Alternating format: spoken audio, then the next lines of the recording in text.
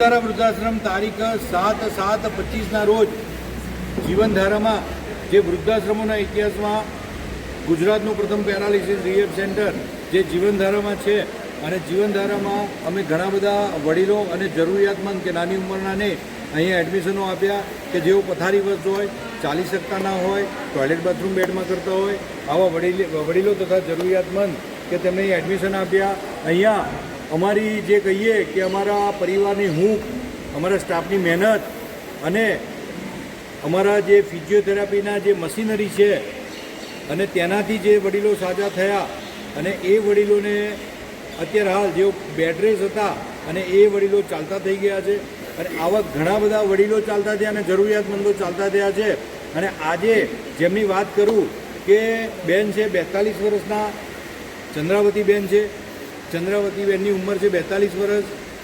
લગભગ કેટલા મહિના પહેલાં 6 મહિના પહેલાં ને જાન્યુઆરી મહિનામાં તેઓ જોબ કરતા હતા. ગ્રાફિક ડિઝાઇનર છે, કોમ્પ્યુટરના ખૂબ જ સારા જાણકાર છે અને લગભગ એમનો 30,000 રૂપિયા સેલરી હતી અને તેઓ એકલા જ રહેતા હતા.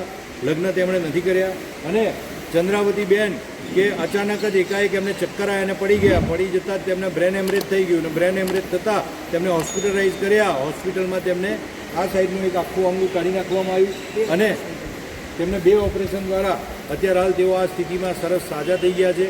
અને અત્યારે હાલ તેમણે જીવનધારામાં અરજી કરી છે અને અરજીના આધારે તેમનું એડમિશન પણ અમે ફાઇનલ કર્યું છે કે તેઓ પોતે ખૂબ જ હોનહાર વ્યક્તિ અને તેઓ આ સ્થિતિમાં આવી ગયા છે અને તેમની આ પરિસ્થિતિને જોઈ અને 42 વર્ષે પણ જીવનધારામાં મેં એડમિશન આપ્યું છે અને અમને આશા છે કે તેઓ ખૂબ જ જલ્દી અહીંયા ચાલતા થઈ જશે.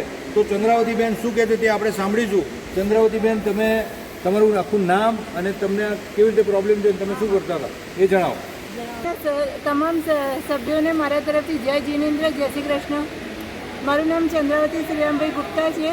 મારો જન્મ અહીં અમદાવાદનો જ છે. હું M.Com ભણેલી છું અને હું છે ને થોડા જાન્યુઆરી મહિનામાં ગાંધીનગર રહેતી હતી તો ત્યાં મને છે ને પડી ગઈ ને બ્રેન હેમરેજ થયું.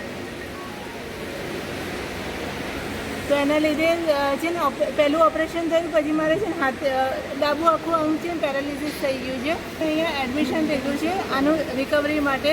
બસ તમારે તમામ લોકોને એટલું એ કરું કે મને આશીર્વાદ આપો કે હું જલ્દી સારી થઈ જાઉં અને પછી અહીંયા તમારે બધાની સેવા કરી શકું. ખૂબ સરસ.